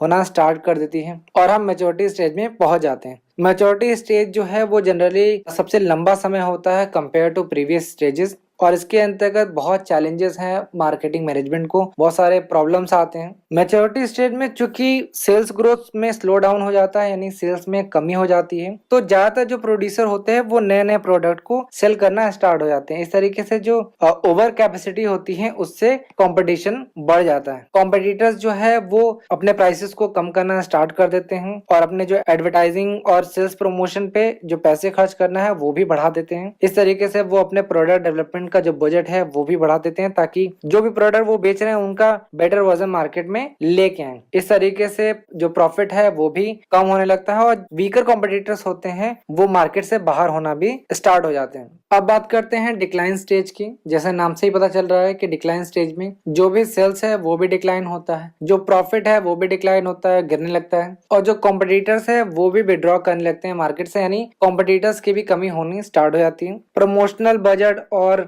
जो प्राइसेस है उनमें भी कमी किया जाता है, और जो सेल्स है वो भी जीरो हो जाता है या फिर लो लेवल तक पहुंच जाता है। और जो सेल्स डिक्लाइन है उसका बहुत सारे रीजन है, जैसे टेक्नोलॉजिकल एडवांसेस और कस्टमर का जो टेस्ट है वो चेंज हो जाता है, या कंपटीशन जो है वो बढ़ जाता है। इस वजह से डिक्लाइन स्टेज आ जाता है। तो मैंने आपको प्रोडक्ट लाइफ साइकिल के अंतर्गत 4 स्टेज बताया। फर्स्ट स्टेज में प्रोडक्ट को लॉन्च किया जाता है, पहली बार कस्टमर के परचेस करने के लिए अवेलेबल होता है। सेकंड है ग्रोथ स्टेज, जिसमें जो भी प्रोडक्ट की सेल्स है वो तेजी से बढ़ना स्टार्ट हो जाती है। मैच्योरिटी स्टेज में प्रोडक्ट जो है वो मैक्सिमम प्रॉफिट, मैक्सिमम सेल्स तक पहुंच जाती है। उसके बाद सेल्स होता है उसकी ग्रोथ स्लो होने लगती है, यानी लेवल ऑफ होना स्टार्ट हो जाता है। फोर्थ स्टेज में मैंने बताया कि डिक्लाइन होता है, यानी डिक्लाइन स्टेज होता है। इसमें प्रोडक्ट का जो सेल है वो फेड अवे हो जाता है, यानी दम कम हो जाता है। अब चारों स्टेजेस को एक साथ देखते हैं और कंपेयर करते हैं कि कौन से स्टेज की क्या विशेषता है, क्या मार्केट ऑब्जेक्टिव्स हैं और क्या स्ट्रेटजीज हैं। अगर आप इस स्लाइड को 3 से 4 बार देख लेते हैं तो आपको किसी भी बुक की जरूरत नहीं है और किसी भी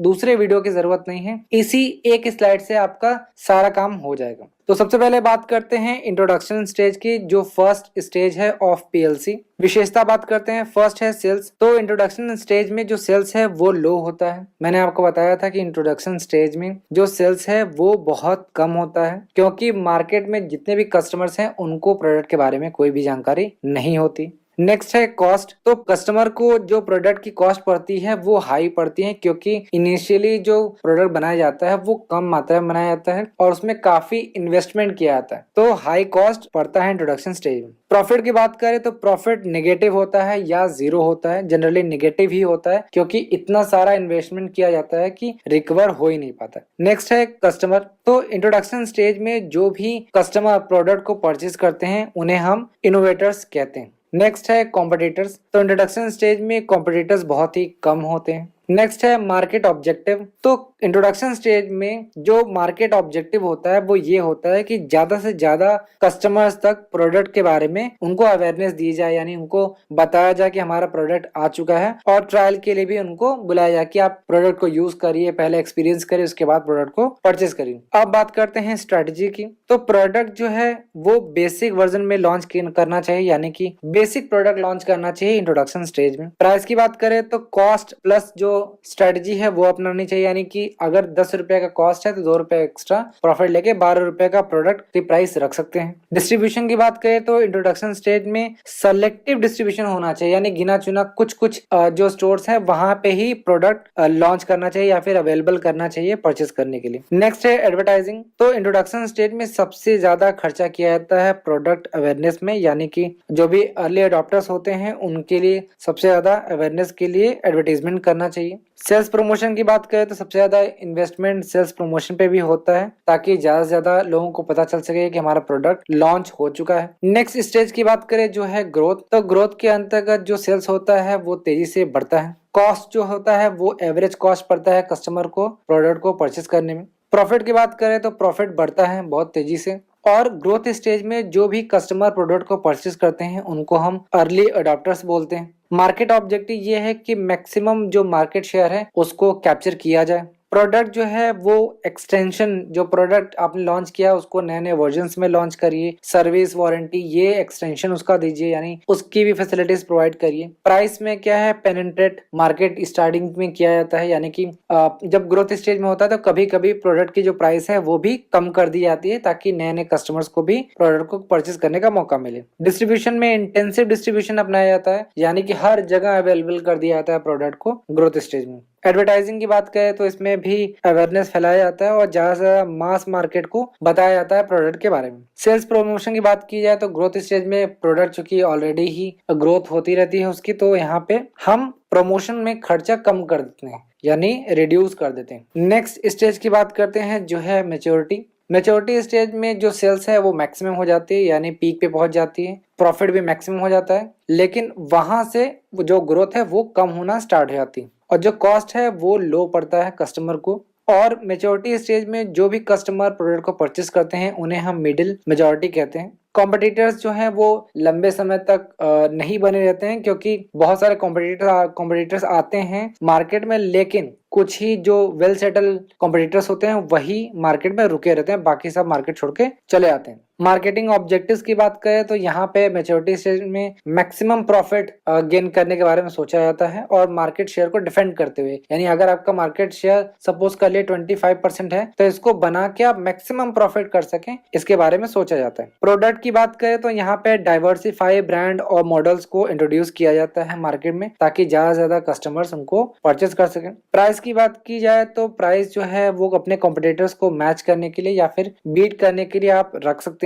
डिस्ट्रीब्यूशन की बात करें तो आप ज्यादा इंटेंसिव डिस्ट्रीब्यूशन कहते हैं, यहाँ पे आप ज्यादा इंटेंसिव डिस्ट्रीब्यूशन यूज करते हैं। इंटेंसिव का मतलब है कि हर जगह अवेलेबल कराना चाहते हैं मैक्सिमम। एडवर्टाइजिंग की बात करें तो हम ज्यादा स्ट्रेस करते हैं डिफरेंसेस में, यानी ब्रांड डिफरेंसेस और बेनिफिट पे ज्यादा जोर देते हैं। मैच्योरिटी स्टेज में एडवर्टाइजिंग पे हम ब्रांड डिफरेंसेस और बेनिफिट पे ज्यादा जोर देते हैं। जैसे एमडीएच में आपने देखा होगा कि उन्होंने बोला है कि 100 वर्षों का वादा, यानी कि एक प्रोडक्ट से दूसरे प्रोडक्ट को डिफरेंशिएट किया जा रहा है कि हमारा प्रोडक्ट काफी पुराना और वेल सेटल्ड है। सेल्स प्रमोशन की बात करें तो मैच्योरिटी स्टेज में हम इंक्रीज कर देते हैं, यानी ज्यादा से ज्यादा हम सेल्स प्रमोशन करते हैं ताकि हम सेल्स को बढ़ा सकें। फोर्थ स्टेज है डिक्लाइन। इसके अंतर्गत हमारा जो सेल है वो भी डिक्लाइन होता है, प्रॉफिट भी कम होता है और जो कॉम्पिटिटर्स हैं वो भी कम होने लगते हैं और जो कॉस्ट है वो भी कम हो जाता है। इसके अंतर्गत जो भी कस्टमर प्रोडक्ट को परचेज करते हैं उन्हें हम लगार्ड्स कहते हैं, यानी जो लेजी होते हैं, जो मतलब धीरे धीरे खरीदना कम कर देते हैं उनको। मार्केट ऑब्जेक्टिव जो है, इसमें हमारा जो एक्सपेंडिचर है, खर्चे हैं, वो हम कम कर देते हैं और अपने ब्रांड को मिल्क करने की कोशिश करते हैं, यानी कि जितना भी पैसा रिकवर होने लगता है उसको हम रिकवर करने की कोशिश करते हैं। प्रोडक्ट की बात करें तो हम फेज आउट वीक आइटम्स करते हैं, यानी कि धीरे धीरे जो भी मार्केट में प्रोडक्ट की डिमांड कम होती आ रही है उसे हम धीरे धीरे करके मार्केट से बाहर करने की कोशिश करते हैं। प्राइस की बात करें तो हम प्राइस को कट करते हैं, यानी प्राइस को धीरे धीरे कम करने की कोशिश करते हैं। डिस्ट्रीब्यूशन की बात करें तो वापस से हम सेलेक्टिव पे आ जाते हैं, यानी कि कुछ गिने चुने ही आउटलेट्स पे ही हमारा प्रोडक्ट अवेलेबल होगा और जो भी आउटलेट्स प्रॉफिटेबल नहीं है उन्हें हम धीरे धीरे फेज आउट करते रहते हैं, यानी बंद करना स्टार्ट कर देते हैं। एडवर्टाइजिंग की बात करें तो हम जो एडवर्टाइजिंग है वो कम कर देते हैं धीरे धीरे, और जो हार्ड कोर लॉयल कस्टमर्स होते हैं उन पे ही हम ज्यादा फोकस करते हैं। सेल्स प्रमोशन की बात करें तो इसके अंतर्गत हम प्रमोशन को कम से कम लेवल पे लेके आते हैं। तो हमने सारी चीजें पढ़ ली हैं, अब की एजम्पशंस को एक बार इवेलुएट कर लेते हैं। तो पहला जो ऑप्शन है वो ये कह रहा है कि products have a limited life. तो ये स्टेटमेंट बिल्कुल सही है कि हर प्रोडक्ट का एक लिमिटेड लाइफ होता है। हो सकता है किसी प्रोडक्ट के जो लाइफ 10 साल हो, किसी प्रोडक्ट का जो लाइफ हो वो 20 साल हो, बट ये लिमिटेड होगा, ये ध्यान रखना, अनलिमिटेड नहीं होगा। तो हर जो ऑप्शन है उसमें ए होना चाहिए, तो जिस भी ऑप्शन में ए नहीं है इसको आप एलिमिनेट कर सकते हैं। नेक्स्ट है product sales pass through distinct stages. तो ये भी करेक्ट है कि जो प्रोडक्ट है वो अलग अलग स्टेजेस से होके जाता है, इंट्रोडक्शन, ग्रोथ, मैच्योरिटी और डिक्लाइन, ये आपको पता ही है। तीसरा देख लेते हैं, it occupies most desirable position in consumers mind making the brand most impregnable. Impregnable का मतलब क्या है, जिसको मिटाया नहीं जा सकता है। जो प्रोडक्ट लाइफ साइकिल है वो कंज्यूमर के माइंड में इम्प्रेग्नेबल है, जिसे मिटाया नहीं जा सकता। तो ये बिल्कुल सही नहीं है। हर प्रोडक्ट की लाइफ है वो मार्केट से बाहर होता ही होता है, तो ये स्टेटमेंट बिल्कुल गलत है। चौथा देखते हैं, it erects outpost to protect a weak front और support a possible counter attack. तो ये भी स्टेटमेंट बिल्कुल गलत है। ये जो स्टेटमेंट लिखा गया है उसमें ये कहा जा रहा है कि स्ट्रैटेजी हम ऐसा बनाते हैं कि हम चाहते हैं कि हमारा जो प्रोडक्ट है वो आज के टाइम पे भी कॉम्पिटेटिव बना रहे, ताकि जो नए नए कॉम्पिटिटर्स आ रहे हैं उनकी वजह से हम बाहर ना हो जाएं। जैसे आपने देखा होगा कि कोका कोला अपने मार्केट शेयर को प्रोटेक्ट करने के लिए नया वेरिएंट उसने लॉन्च किया है, लो शुगर वेरिएंट, जिसको कोका कोला जीरो शुगर कहा जाता है। वो मार्केट शेयर को प्रोटेक्ट करने के लिए इस तरीके की स्ट्रैटेजी बना रहा है, काउंटर अटैक कर रहा है। तो ये कोई अजम्पशन नहीं है प्रोडक्ट लाइफ साइकिल का, बल्कि ये एक डिफेंस स्ट्रैटेजी है, तो ये भी नहीं होगा। नेक्स्ट है, profits rise and fall at different stages of cycle. तो ये भी बिल्कुल सही है। आपने देखा कि अलग अलग स्टेजेस में किस तरीके से प्रॉफिट बढ़ता है और घटता है, तो ये भी स्टेटमेंट बिल्कुल सही है। तो फिफ्थ का करेक्ट आंसर हो जाएगा 4। अब आइए नेक्स्ट क्वेश्चन देखते हैं। आपके सामने दो लिस्ट दे रखा है, लिस्ट 1, लिस्ट 2। लिस्ट 1 में डिटर्मिनेंट्स ऑफ सर्विस क्वालिटी के बारे में दिया गया है और लिस्ट 2 में उसका मीनिंग दिया गया है। देख लेते हैं। लिस्ट 1 में आपको रिस्पॉन्सिवनेस, अश्योरेंस, एम्पैथी और टेंजिबल दिया गया है। ये आपके सामने ऑप्शंस दिए गए। तो देखिए, ये जो क्वेश्चन है वो पूछा गया है determinants of service quality according to SERVQUAL model या रेटर मॉडल। मैं यहाँ पे लिख के बताता हूँ। ये क्वेश्चन जो है वो पूछा गया है सर्विकल मॉडल, या जिसे हम लोग बोलते हैं रेटर मॉडल। सबसे पहले जान लेते हैं कि ये जो मॉडल है वो कहता क्या है। देखिए, सर्विकल का क्या मतलब है, सर्विस क्वालिटी, और रेटर में क्या है, आर का मतलब क्या होता है, रिलायबिलिटी। मैं साथ के साथ लिख भी दे रहा हूँ, रिलायबिलिटी। ए का मतलब क्या है, एश्योरेंस, यहाँ पे देखो एश्योरेंस दिया गया है। ई का मतलब क्या है, टेंजिबल। ई का मतलब क्या है, इम्पैथी। और आर का मतलब क्या है, रिस्पॉन्सिवनेस। ठीक है। जब भी कस्टमर सर्विस लेता है तो उसकी क्या एक्सपेक्टेशन होती है, वो कैसे मेजर करेगा, यही सर्विस क्वालिटी मॉडल हमें बताता है। सबसे पहले है रिलायबिलिटी। कस्टमर क्या एक्सपेक्ट करता है कि जो भी सेलर है उसने जो कहा है उसे वही प्रोडक्ट मिले। कई बार हमने इंस्टाग्राम या यूट्यूब पे या कहीं पे सोशल मीडिया साइट पे कोई प्रोडक्ट देखा और हमने ऑर्डर कर दिया, लेकिन एक्चुअल में जो प्रोडक्ट आया वो अलग था एकदम। तो हमारे साथ कई बार ऐसा हुआ है कि फ्रॉड हो गया है। आपने देखा होगा, आपने भी कभी शायद कभी फर्जी वेबसाइट से कोई चीज मंगाया होगा और जो प्रोडक्ट उसमें दिखाया गया वो कुछ और था और एक्चुअल में जो प्रोडक्ट आया वो बिल्कुल अलग था। तो सर्विस की क्वालिटी कैसे मेजर करोगे, रिलायबिलिटी से, कि deliver what you have said, जो भी आपने कहा है वो अगर आप भेज रहे हो तो सर्विस की क्वालिटी बेहतर होगी। नेक्स्ट है एश्योरेंस। एश्योरेंस का क्या मतलब है कि ट्रस्ट, बेस्ट सर्विस की एश्योरेंस आपको मिल रही है, ट्रस्ट है तो वो एश्योरेंस के अंतर्गत आता है। टेंजिबल का मतलब क्या है, जो भी सर्विस प्रोवाइडर है, जो पर्सनल है, जैसे बार बार आपका बाल काट रहा है तो वो जो पर्सन है वो सही होना चाहिए, ठीक है। नेक्स्ट है एम्पैथी। एम्पैथी का मतलब क्या है कि जो कस्टमर की नीड्स हैं, ये ध्यान रखना, कस्टमर की जो नीड्स हैं उनको फुलफिल करना ये इंपॉर्टेंट है, तभी जो सर्विस की क्वालिटी है वो बेहतर होगी। आर है रिस्पॉन्सिवनेस।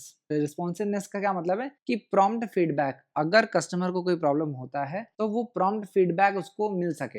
ये सारी चीजें सर्विकल मॉडल के अंतर्गत आती हैं। अब हम लिस्ट ए को लिस्ट बी से मैच करा लेते हैं। सबसे पहला है रिस्पॉन्सिवनेस, इसको हम मैच करा लेंगे 4 से। The willingness to help customers and provide prompt service. Prompt service ये इंपॉर्टेंट है, प्रॉम्प्ट सर्विस प्रोवाइड कराना ही रिस्पॉन्सिवनेस है। तो ए का 4th देख लो, जिस भी ऑप्शन में नहीं है उसको आप एलिमिनेट कर लो, आपको करेक्ट आंसर मिल जाएगा। फिर भी हम मैच कर लेते हैं। नेक्स्ट है एश्योरेंस, बी को मैच कर लेंगे हम 3rd से। The knowledge and courtesy of employ and their ability to convey trust and confidence. Next है एम्पैथी, इसको मैच करा लेंगे हम 1 से। The provision of caring individualised attention to customers, यानी कस्टमर की नीड के हिसाब से, तभी तो इंडिविजुअलाइज्ड होगा। नेक्स्ट है टेंजिबल, इसको मैच करा लेंगे 2nd से। The appears of physical facilities, equipment, staff and communication materials, ठीक है। तो 6 का करेक्ट आंसर हो जाएगा 1। अब आइए नेक्स्ट क्वेश्चन देखते हैं, विच इज नॉट अ की assumption of consumer psychology and pricing. आपको बताना है कि दिए गए ऑप्शन में से कौन सा कंज्यूमर साइकोलॉजी एंड प्राइसिंग का एलिमेंट नहीं है। आपके ऑप्शन है reference price, price indifference band, image pricing या प्राइसिंग क्यूज। सबसे पहले जानो कि कंज्यूमर साइकोलॉजी एंड प्राइसिंग का क्या मतलब है। देखो, कंज्यूमर जो होता है वो सिर्फ प्राइस देख के प्रोडक्ट नहीं परचेस करता है, वो ये देखता है प्रोडक्ट में कि उस प्रोडक्ट से उसको क्या वैल्यू मिल रही है, कैसा फील हो रहा है। वो प्रोडक्ट को कंपेयर करता है दूसरे प्रोडक्ट से, उसकी जो एक्सपेक्टेशन होती है वो कंपेयर करता है, और कुछ साइकोलॉजिकल ट्रिक्स होते हैं उनको भी वो रिस्पॉन्ड करता है। जैसे आपने देखा होगा कि डिस्काउंट मिलता है तो हम प्रोडक्ट परचेस करते हैं, जो कंपनियां हैं वो इस तरीके के हमारे ऊपर ट्रिक फेंकती हैं और डिस्काउंट देती हैं, उसी समय हम प्रोडक्ट परचेस करते हैं। या अर्जेंसी दिखाती हैं कंपनियां की आज ही लास्ट डेट है, अगर आपने आज नहीं खरीदा तो कल आपको ये नहीं मिलेगा। तो कंज्यूमर की साइकोलॉजी और प्राइसिंग के कुछ एलिमेंट्स होते हैं वो आपको बताना है। तो रेफरेंस प्राइस, इमेज प्राइसिंग और प्राइस क्यूज, ये जो है वो की एलिमेंट है कंज्यूमर साइकोलॉजी और प्राइसिंग के, जिसको देख के कस्टमर जो है वो प्रोडक्ट खरीदता है। एक बार देख लेते हैं सारे टर्म्स को। रेफरेंस प्राइसिंग का क्या मतलब होता है, it is a price that consumer expect to pay और consider reasonable for a product on based on past experience, market trends और कॉम्पिटिटर प्राइसिंग। रेफरेंस प्राइसिंग का क्या मतलब होता है, ये उस तरीके का प्राइस होता है जो कंज्यूमर एक्सपेक्ट करता है पे करने के लिए। यानी कि अगर सपोज कर लो कि कोई प्रोडक्ट का जो प्राइस है वो 1500 रुपये है, लेकिन कंज्यूमर को ये लगता है कि ये प्रोडक्ट जो है वो 1500 रुपये का नहीं होना चाहिए बल्कि 1000 रुपये का होना चाहिए। तो यहाँ पे कंज्यूमर को ये लगेगा कि ये जो प्रोडक्ट का प्राइस है ये ओवर प्राइस्ड है और वो उस प्रोडक्ट को परचेस नहीं करेगा। तो वो रेफरेंस प्राइसिंग को कंसीडर करता है कि कितना मुझे इस प्रोडक्ट के लिए पे करना चाहिए। नेक्स्ट है इमेज प्राइसिंग। इमेज प्राइसिंग का क्या मतलब है कि कंज्यूमर किसी प्रोडक्ट की प्राइस को कितना परसीव कर रहा है कि इसका क्वालिटी ये है तो इसका प्राइस इतना होना चाहिए। जैसे आपने देखा है कि कई बार कंज्यूमर जो है वो ये सोचते हैं कि महंगा है तो बेहतर है, यानी उनका इमेज क्या है कि अगर प्रोडक्ट की प्राइस अगर ज़्यादा है तो क्वालिटी भी बेहतर होगी, ये उनका परसेप्शन होता है, तो इसे हम इमेज प्राइसिंग कहते हैं। नेक्स्ट है प्राइसिंग क्यू। प्राइसिंग क्यू क्या है, एक सटल सिग्नल होता है जो कि कंज्यूमर की बाइंग डिसीजन को इन्फ्लुएंस करता है। जैसे अगर हम ये कहें कि 50% ऑफ है किसी भी प्रोडक्ट पे, तो हम ऐसा नहीं बोलते हैं। जो मार्केटर है वो क्या बोलता है कि बाय 1 गेट 1, जबकि दोनों चीज देखो इक्वल है, दोनों चीजें सेम वैल्यू आपको प्रोवाइड करती है। लेकिन प्राइसिंग क्यू में क्या करते हैं, हम कुछ ऐसा तरीका अपना लेते हैं जिससे हम साइकोलॉजिकली जो कंज्यूमर को हम ट्रिक कर देते हैं। अगर हम ये कहते हैं कि बाय 1 गेट 1, तो ये सुनने में हमें ज्यादा बेहतर लगता है एज कम्पेयर टू 50% ऑफ, जबकि दोनों जो है वो सेम वैल्यू आपको प्रोवाइड कर दी है। या फिर एक और तरीका आप देखो कि जब किसी भी प्रोडक्ट का जो प्राइस होता है वो 9 या फिर 99 से एंड होता है, जो राउंड नंबर्स होते हैं उनके कंपैरिजन में 0.99 यूज होता है। 99 रुपीज जो है वो हमें ज़्यादा सस्ता लगता है एज कम्पेयर टू ₹100, जबकि दोनों में सिर्फ ₹1 का डिफरेंस है। फिर भी ये जो साइकोलॉजिकल ट्रिक है, ये कंपनियां इस्तेमाल करती हैं हमें बेवकूफ़ बनाने के लिए। तो ये एक की एलिमेंट है कंज्यूमर साइकोलॉजी और प्राइसिंग का। नेक्स्ट है प्राइस इन डिफरेंट बैंड। ये की एलिमेंट नहीं है। प्राइस इन डिफरेंट बैंड का क्या मतलब है? ये एक प्राइस की रेंज होती है जिसमें जो कंज्यूमर है वो इनडिफरेंट होता है। Price indifference band refers to a range of prices within which consumers are indifferent to price changes, और जो कंज्यूमर हैं वो प्रोडक्ट को परचेज नहीं करते हैं। तो 7th का करेक्ट आंसर हो जाएगा सेकंड। अब आइए आज का लास्ट क्वेश्चन देखते हैं। What is not a distinctive characteristics of services. आपको बताना है कि दिए गए ऑप्शन में से कौन सा सर्विसेज की विशेषताएं नहीं है। आपके ऑप्शन है टेंजिबिलिटी, इनसेपरेबिलिटी, वेरिएबिलिटी, पेरिशेबिलिटी। तो सबसे पहले हमें सर्विस के बारे में जानना होगा, सर्विस मार्केटिंग के बारे में जानना होगा, और फिर हम कैरेक्टरिस्टिक्स के बारे में समझ सकते हैं। तो सबसे पहले सारी चीज़ों को समझ लेते हैं, फिर वापस से क्वेश्चन पे आते हैं।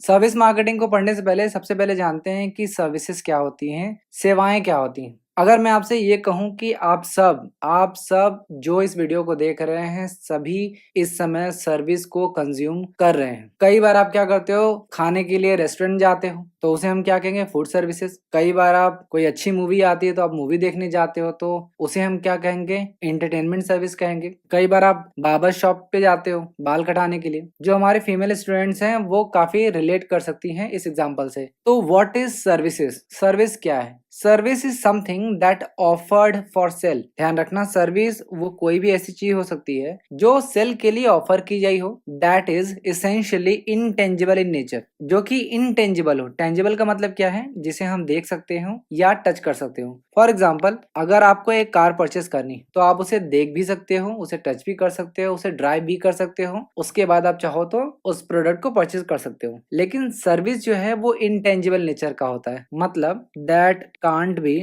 सीन, टेस्टेड, फेल्ट, हर्ड और स्मेल्ड। अब यहाँ पे एक एलिमेंट ध्यान रखना, बिफोर परचेज। बिफोर परचेज यानी कि इनटेंजिबल का क्या मतलब है कि that can not be seen, tasted, felt, heard और स्मेल्ड बिफोर परचेज। यानी सर्विसेज वो कोई भी ऐसी चीज हो सकती है जो सेल के लिए ऑफर की गई हो और जिनका जो नेचर है वो इनटेंजिबल है। मतलब जब तक आप उसको परचेज नहीं करोगे तब तक न तो उसे आप देख सकते हो, ना टेस्ट कर सकते हो, न ही फील कर सकते हो। फॉर एग्जाम्पल, अगर आपने रेस्टोरेंट में जो है फूड नहीं परचेज किया तो क्या आप उसे टेस्ट कर सकते हो? नहीं कर सकते। जब तक आपने मूवी की टिकट बुक नहीं की है तब तक आप मूवी देख सकते हो? नहीं देख सकते। एक और चीज ध्यान रखना सर्विसेज में कि यहाँ पे ओनरशिप ट्रांसफर नहीं होती है। ओनरशिप ट्रांसफर नहीं होती है। फॉर एग्जाम्पल, जब आप प्रोडक्ट के केसेस में आपने पढ़ा था कि जब कार आप परचेस कर लेते हो तो जिस पॉइंट पे आपने पेमेंट किया उस पॉइंट पे ओनरशिप ट्रांसफर हो गई आपके पास। लेकिन सर्विसेज में ऐसा नहीं होता है, ओनरशिप ट्रांसफर नहीं हो सकती। फॉर एग्जाम्पल, अगर आपने ओला कार बुक किया, आपको एक पॉइंट से दूसरे पॉइंट तक जाना था, ए से बी पॉइंट तक जाना था, क्या आप ए से बी पॉइंट तक जाने के बाद ये ओला कार ले सकते हो? नहीं ले सकते। यानी कि सर्विसेज में ओनरशिप ट्रांसफर नहीं होता है। तो एक बार फिर से मैं आपको बता दे रहा हूँ सर्विस क्या होता है। Service is something that offered for sale that is essentially intangible in nature and does not result in ownership of anything. कुछ एग्जांपल देख लेते हैं। जैसे बैंकिंग सर्विसेज हैं, आप सभी बैंकिंग सर्विसेज लेते हो, आप सभी का किसी न किसी बैंक में अकाउंट होगा, चाहे वो एसबीआई हो, यूबीआई हो, इंडियन ओवरसीज बैंक हो, चाहे बीओबी हो या कोई भी XYZ बैंक हो सकता है। होटल की बात कर लेते हैं। जब आप एक स्टेट से दूसरे स्टेट जाते हो, एक कंट्री से दूसरे कंट्री जाते हो तो आप होटल में स्टे करने के लिए रुकते हो, तो होटल सर्विसेज है। कुछ एग्जांपल देख लेते हैं, जैसे होटल ताज, ओबराय या और भी सारे होटल्स हो सकते हैं। एयरलाइन सर्विसेज, आप एयर सर्विसेज लेते हो, जैसे मुंबई से दिल्ली जाना है तो आप फ्लाइट ले लेते हो। एयर इंडिया है, इंडिगो है, स्पाइस जेट है, बहुत सारे एयरलाइन ट्रैवल सर्विस प्रोवाइडर हैं। आप वायरलेस कम्युनिकेशन सर्विसेज, आप एयरटेल, जियो, वोडाफोन आइडिया ये अलग अलग सिम यूज करते हो ताकि आप कम्युनिकेशन कर सको। तो ये कुछ एग्जाम्पल्स हैं। अब बात करते हैं सर्विस मार्केटिंग की, कि सर्विस को किस तरीके से मार्केट किया जाता है। लेकिन आपको ये भी जानना जरूरी है कि सर्विस मार्केटिंग इतना इम्पोर्टेंट क्यों है? क्योंकि सर्विस मार्केटिंग जो है वो लार्जेस्ट सेक्टर है of the world. Largest sector का क्या मतलब है कि टोटल ग्लोबल वेल्थ जो है उसका 60% सिर्फ और सिर्फ सर्विस सेक्टर से आता है। इसलिए सर्विस मार्केटिंग जो है वो बहुत ही ज्यादा इंपॉर्टेंट हो जाता है। सर्विस सेक्टर को आप टर्शियरी सेक्टर भी कहते हैं, ये आप सभी को पता ही होगा। और पूरे वर्ल्ड में लार्जेस्ट प्रोड्यूसर ऑफ सर्विसेज कौन है? United state. कितना है? वर्थ है 15.53 ट्रिलियन यूएस डॉलर, मतलब करीब 15 से 16 लाख करोड़ रुपए, इतनी की वर्थ है ऑफ सर्विस सेक्टर। तो ये बेसिक चीज था। अब देखिए सर्विस इंडस्ट्रीज भी अलग अलग तरीके से हैं, अलग अलग सेक्शन है, वो अलग अलग तरीके की सर्विस प्रोवाइड कराती है। जैसे गवर्नमेंट भी हमें बहुत तरीके की सर्विस प्रोवाइड करती है। जैसे कोर्ट्स, आपने कंज्यूमर कोर्ट देखा होगा, डिस्ट्रिक्ट कोर्ट देखा होगा, आपने सुप्रीम कोर्ट, हाई कोर्ट ये देखा होगा। तो गवर्नमेंट ये सर्विसेज में प्रोवाइड करती है। नेक्स्ट है एम्प्लॉयमेंट सर्विसेज, मनरेगा या और भी सारे एम्प्लॉयमेंट सर्विसेज है जो गवर्नमेंट हमें प्रोवाइड कराती रहती है समय समय पे। हॉस्पिटल्स है, गवर्नमेंट हॉस्पिटल्स आप देखो कि घर के आसपास आपके कोई ना कोई गवर्नमेंट हॉस्पिटल जरूर होगा। आप एग्जांपल ले सकते हो एम्स का, all India institute of medical science. Next है मिलिट्री सर्विसेज, आप नेवी, आर्मी, एयरफोर्स, ये आप देखो मिलिट्री सर्विसेज है। पुलिस एंड फायर डिपार्टमेंट्स है, लोकल पुलिस जो आपके घर के आसपास है वो लोकल पुलिस है। फायर डिपार्टमेंट्स है, कहीं आग लग जाती है तो गवर्नमेंट फायर डिपार्टमेंट्स की भी सर्विस आपको देती है। पोस्टल सर्विसेज है, पोस्ट ऑफिस आप सभी के घर के आसपास ही होगा, आप देखते होगे जब भी आपको पासपोर्ट आएगा, आपका डीएल आएगा, या सपोज कॉल लो जॉब का लेटर आ रहा है। हालांकि जॉब का लेटर तो आज के टाइम पे पोस्ट ऑफिस से नहीं आता है, बट ज्यादातर जो सर्विसेज हैं, आपका एटीएम कार्ड हो गया, पासपोर्ट हो गया, ड्राइविंग लाइसेंस हो गया, या फिर कोई इंपॉर्टेंट डॉक्यूमेंट है तो वो पोस्ट ऑफिस के थ्रू आता है। तो पोस्टल सर्विसेज भी गवर्नमेंट प्रोवाइड कराती है। स्कूल्स है, गवर्नमेंट स्कूल भी आप देख सकते हो कि आपके घर के आसपास होगा। अब बात करते हैं नॉट फॉर प्रॉफिट ऑर्गेनाइजेशंस। अब कुछ ऐसी ऑर्गेनाइजेशंस हैं जो कि प्रॉफिट अर्न करने के लिए तो नहीं बनाई गई है, बट वो भी सर्विसेज देती हैं। ज्यादातर जो ऑर्गेनाइजेशन है वो प्राइवेट हैं, बट कुछ केसेस में गवर्नमेंट भी है जो कि नॉट फॉर प्रॉफिट ऑर्गेनाइजेशंस हैं। पहला है म्यूजियम्स। आप देखो नेशनल म्यूजियम दिल्ली जो कि 2 लाख आर्टिफैक्ट्स अपने पास रखा है, ranging from the prehistoric to modern age. ठीक है, तो वो बहुत सारे आर्टिफैक्ट्स वहां पे रखे गए हैं। नेक्स्ट है चैरिटीज एंड फाउंडेशंस। आपने बीइंग ह्यूमन फाउंडेशन के बारे में सुना होगा जो कि एजुकेशन और हेल्थ केयर प्रोवाइड कराता है। इसके अलावा आपने गेट फाउंडेशन सुना होगा जो कि बिल गेट्स का है। गेट फाउंडेशन जो कि पॉवर्टी, डिजीज और इनइक्विटी के लिए काम करता है। नेक्स्ट है चर्चेस, चाहे मंदिर हो, मस्जिद हो या कोई चर्च हो, ये भी एक नॉट फॉर प्रॉफिट ऑर्गेनाइजेशन है। मैं बनारस से बिलोंग करता हूँ, तो बनारस में एक फेमस चर्च है सेंट थॉमस चर्च। जो लोग बनारस से होंगे उनको पता होगा, ये गदौलिया वाराणसी में है। कॉलेजेस की बात करते हैं तो बहुत सारे ऐसे कॉलेजेस हैं जिनको ऐसा कहा जाता है कि वो नॉट फॉर प्रॉफिट ऑर्गेनाइजेशंस हैं, और बहुत सारे ऐसे प्राइवेट हॉस्पिटल्स हैं। हालांकि इंडिया के पर्सपेक्टिव से देखा जाए तो आज के टाइम पे कॉलेज और हॉस्पिटल, स्पेशली जो प्राइवेट कॉलेज और हॉस्पिटल्स हैं, उन्हें हम ये नहीं कह सकते कि नॉट फॉर प्रॉफिट ऑर्गेनाइजेशंस है। हालांकि इन्हें इस कैटेगरी में रखा जरूर जाता है। अब बात करते हैं बहुत सारे ऐसे बिजनेस ऑर्गेनाइजेशंस हैं जो कि प्रॉफिट अर्न करने के लिए काम करते हैं, वो भी सर्विसेज प्रोवाइड करते हैं। जैसे एयरलाइंस, मैंने आपको पहले ही बताया एयरलाइंस, बैंक्स के बारे में। इसी तरीके के इंश्योरेंस कंपनी भी हैं, जैसे आपने एलआईसी के बारे में सुना होगा, रिलायंस जनरल इंश्योरेंस के बारे में सुना होगा, भारतीय एक्सा जनरल इंश्योरेंस के बारे में सुना होगा। तो ये कुछ एग्जाम्पल है इंश्योरेंस कंपनी के। नेक्स्ट है कंसल्टिंग फर्म्स। आपने टीसीएस के बारे में सुना होगा, टाटा कंसल्टेंसी सर्विसेज, या फिर बीसीजी मैट्रिक्स के बारे में सुना होगा। बीसीजी का मतलब क्या है? दी बॉस्टन कंसल्टिंग ग्रुप। आपको यहाँ पे ध्यान रखना है, ये बॉस्टन कंसल्टिंग ग्रुप है। इसके अलावा entertainment and telecommunications company. Entertainment में आपने देखा है Red Chilli Entertainment. Telecommunications company में आपने जियो, एयरटेल का एग्जाम्पल देख लिया है। रियल एस्टेट फर्म्स है, जैसे बहुत ही एक कॉमन एग्जाम्पल है डीएलएफ लिमिटेड का, दिल्ली लैंड एंड फाइनेंस। इसके अलावा गोदरेज प्रॉपर्टीज है, प्रेस्टीज ग्रुप है, शोभा लिमिटेड है। बहुत सारे ऐसे एग्जाम्पल हैं जो कि रियल एस्टेट फर्म्स हैं, तो उसको भी आप देख सकते हो जो सर्विसेज प्रोवाइड कराती हैं। अब बात करते हैं कैरेक्टरिस्टिक्स ऑफ अ सर्विस, कि सर्विस की कौन कौन सी विशेषताएं हो सकती हैं। फर्स्ट है इनटेंजिबिलिटी। टेंजिबिलिटी का क्या मतलब है? जिसे हम देख सकते हैं, टच कर सकते हैं। इनटेंजिबिलिटी का क्या मतलब है? जिसे हम देख नहीं सकते, टच नहीं कर सकते। लेकिन यहाँ पे कैच क्या है? Before purchase. बिफोर परचेज आप ये नहीं कर सकते, आफ्टर परचेज हो सकता है आप देख सकते हो, टेस्ट भी कर सकते हो। फॉर एग्जाम्पल आज के टाइम पे आप देख रहे हो कि बहुत सारे फीमेल जो एक्ट्रेस हैं वो कॉस्मेटिक सर्जरी करा रहे हैं। कॉस्मेटिक सर्जरी, तो जब तक आप ये सर्जरी कराओगे नहीं तब तक आप उसको देख नहीं सकते। तो इंटेंजिबिलिटी का मतलब है can not be seen, tasted, felt, heard और स्मेल्ड बिफोर परचेज। एक और एग्जांपल आप ले सकते हैं, you can not taste the food before the payment. जब तक आप पेमेंट नहीं करोगे तब तक आप फूड को टेस्ट भी नहीं कर सकते। जैसे जोमेटो से आप ऑर्डर नहीं करोगे तो आप उसको टेस्ट कैसे करोगे। नेक्स्ट है वेरिएबिलिटी। वेरिएबिलिटी का मतलब क्या है कि जो सर्विसेज है वो वेरी कर सकता है, डिफरेंट हो सकता है। क्यों हो सकता है? क्योंकि जो सर्विसेज हैं वो डिपेंड करता है पर्सन पे या सर्विस प्रोवाइडर पे। अब इस तरीके से भी कह सकते हैं कि क्वालिटी ऑफ सर्विसेज में very because it depends on who provides you service. कौन लोग आपको सर्विस प्रोवाइड कर रहे हैं। फॉर एग्जाम्पल, आप जो भी रेगुलर बार्बर से बाल कटवा रहे होगे, अगर वो न हो कभी और उसकी जगह कोई दूसरा बंदा हो जो आपका बाल काट रहा हो, तो आप देख सकते हो कि जो सर्विस है वो वेरी कर रही है। आप हो सकता है सेटिस्फाइड न हो वहां पे। तो ये था वेरिएबिलिटी। थर्ड है इनसेपरेबिलिटी। सेपरेबिलिटी का क्या मतलब है? जिसे सेपरेट किया जा सकता है, यानी अलग किया जा सकता हो। इनसेपरेबिलिटी का मतलब क्या है? जिसे अलग नहीं किया जा सकता। तो इनसेपरेबिलिटी का क्या मतलब है कि service can not be separated from their providers whether the producers are people. ये ध्यान रखो कि चाहे वो सर्विस प्रोवाइडर पीपल हो चाहे मशीन, आप उसे अलग नहीं कर सकते। फॉर एग्जाम्पल, अगर आप बाल कटाने के लिए जा रहे हो तो आप बार्बर को अलग नहीं कर सकते, क्योंकि अगर आप उससे अलग करोगे तो आप सर्विस ले ही नहीं पाओगे। तो ये है इनसेपरेबिलिटी।